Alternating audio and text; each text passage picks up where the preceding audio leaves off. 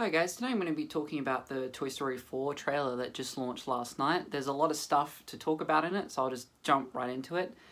First off, we see the new character Forky that Bonnie creates at preschool, kindergarten, one of the two.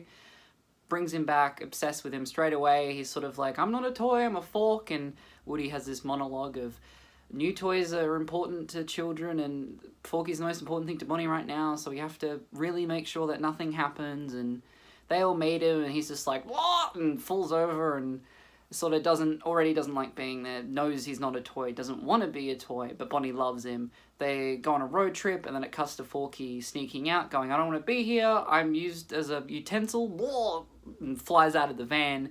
Woody is, as you know, the sort of leader of the group he is and wanting to make every child he is with happy, goes, we need to get him back, we need to save him, Bonnie's going to be really crushed, so he jumps out and then him and Forky are left on the side of the road because the van keeps going and the rest can't catch up to him.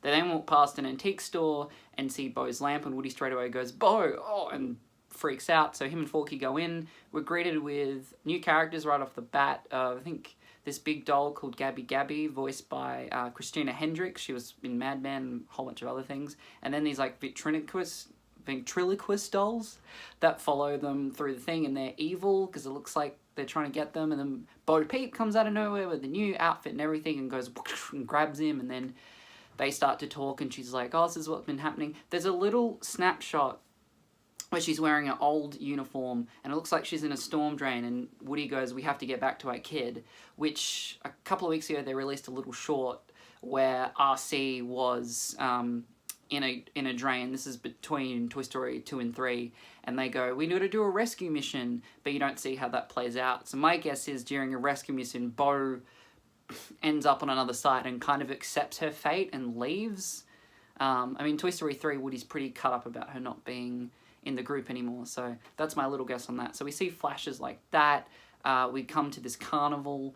The other toys realise, oh, Woody's not here, we have to go get him and Forky.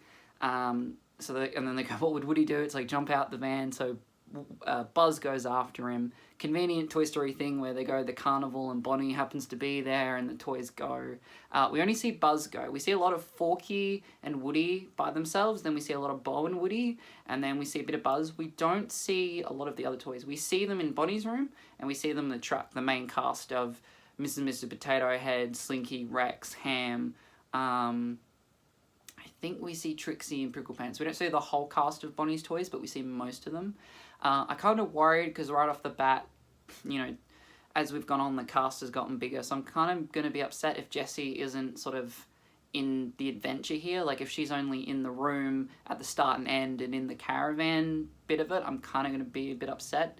We've only seen a minute and a bit and bits and pieces, so she could have a bigger role and there could be more to this story, which it looks like there is. But the main focus definitely is the new toy Forky and having an existential crisis about why Bonnie thinks he's a toy and that he doesn't want to be a toy, and coming to terms with that, and Woody also about his place in the world of being a toy, because there's this monologue of him going, I'm made to help a child, and then he's all confused and Bo goes, there's more out here and you can help a child, you know, be with the child but not be attached. And she's sort of like, I've adapted to this life and I help toys and I do all this stuff and this all could be yours. And Woody starts to question himself and really doubt like what his place is in the world, because he was always very content with, you're here to make a child happy, you are a toy, your job is to make your child happy no matter what the cost. And we've seen that in all the movies, and that's why when Forky goes away, he's like, that's really important to Bonnie, I gotta make my kid happy. And then it gets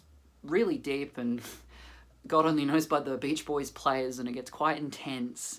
And then you see a little snapshot of Toy Story 2, 3 between with Andy, with Buzz and Woody, sort of to signify like, you know, this is about being with a child. And it gets really deep, and it's just this like 10-second thing of Woody going, I'm not sure and I don't know, and the other's trying to save him. It's sort of a bit like Toy Story 2, but more sort of serious, not just, oh, I'm gonna, because he's done it before in Toy Story 2, and he's like, I'm gonna go be part of the Roundup gang, Andy ripped me, I'm done, he doesn't want me, I need to make children happy. So it's not the first time, but after that he sort of was fine. Like in Toy Story 3, he gives up going to college with Andy to be with the toys, his family, to be with his family, to be with a new kid, because that's what matters and you don't split up their family. But in this, he really sort of starts to go, oh, maybe I'd be better off in the world. Maybe I can do other things. There's more to just being attached to one child, which he's done twice, maybe 3 times, because he was meant to be passed down from Andy's dad, but they don't really get into that.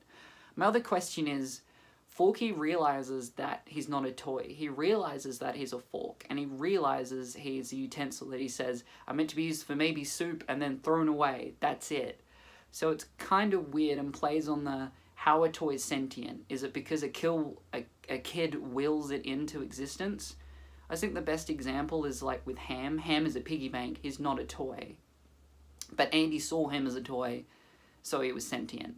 But all the toys have sentience. Like RC car has sentience and it can't talk, which makes sense. Some toys, you know, have that boundary if they have life and stuff. We've seen weirder things, but it's sort of, obviously, it looks like they're not going to get into that at all. The best educated guess is Bonnie sees him as a toy, so he's willed into existence through that belief of the child. And even if the link's broken, it's some kind of like magic, I guess is the right word, of once you're willed into that existence of a toy, that's what you are. Because like Mr. and Mrs. Potato Head, they can have their limbs scattered and on other things and they're still sentient. So I think the best guess is once you're given that perspective of a toy sentience in a kid's eyes, you're all created. Which is kind of cool. It'd be good to explore that, but, you know, that would kind of break some things and it's kind of a waste of story to do. But it's a cool thing to think about on the side, which kind of got me thinking as soon as I saw it, because Woody goes, oh, Bonnie made a new friend. It's like, oh, she's already making new friends. And it's like, no, she made a friend, and you see Forky. I'm very excited, though. I know the other argument that people are still saying is Toy Story 3 was the perfect ending, why are we doing 4? And my best defense for that is 3 was a good movie, it was a good ending to that sort of Andy story, but that's what I call it, Andy's story. The toys with Andy and Andy's progression from child to adult to moving on, and that passover of giving up your toys and not being interested. But this is the toys story, the toy story, but the end of their, you know, arc really, because I have a big feeling that Woody's going to walk away at the end of this movie with Bo and leave Bonnie and leave the toys. Because it really is gearing up to that. All the marketing has him looking off into the sunset with his hat by his side. The voice actors have both said it's been super emotional and they tearing up and everyone around them, they couldn't even deliver it because it was so difficult. Now, if you've seen Toy Story 3, that was a roller coaster. They've got toys throwing into fire, we've got the goodbye, we've got the my cowboy, the waving, the good, everything. And it was, ugh. So if they're saying this is beyond that, then it has to be a character goodbye. And this really will be the last Toy Story, because Woody is the crux of Toy Story. He's always been there from the start. The hero, the anti-hero, the jealous, the saving, the Woody's roundup. Like, he's always integral to the story of getting the family back together, of making sure Andy's okay, and then Bonnie, and then he takes that on. But I feel like this movie, he sort of discovers that there's more to being a toy. This movie is really about questioning more of that stuff of Forky being like, I don't want to be here, why am I here, I'm not a toy, and Woody sort of going, oh, I could do more than this, and going away with Bo Peep, you know, his love, his interest, and Bo showing him what's going on. So people that saying that was a perfect ending, I think this will be better than 3.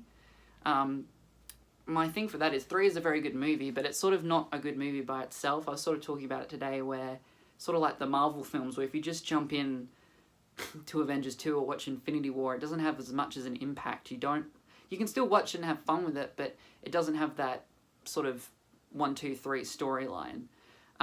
Whereas this, even though it sort of will be another ending movie, it sort of feels like a bit more like Toy Story 2, where it has sort of cause and effect and things happening.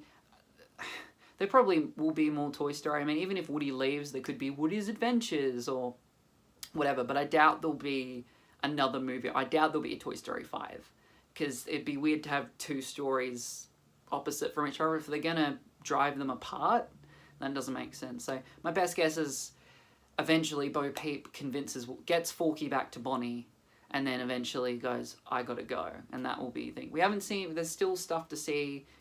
We saw a lot of new characters in the trailer. I didn't cover everything, so I suggest watching it. It's done very well. The animation as well, I'll touch on quickly, is just stunning. It's just, everything's really colourful, lovely. It looks like nothing Pixar's put out yet. I mean, Toy Story 3 looked pretty good. 1 and 2 on Blu-ray, you watch them back, they're still pretty good, but this is just, the first teaser trailers look good, but actually, like, footage, it's all bright and shiny, and not sort of plasticky, like, sort of Toy Story 1. It's just very fresh. So I look forward to movies coming, because Incredibles look good, but this looks even better than Incredibles. This is just, which makes sense, because it's been in the oven for such a long time. But yeah, that's what I thought of the trailer. I'm very excited for this film. I'll update as maybe another trailer comes out. It comes out on the 20th of June of this year.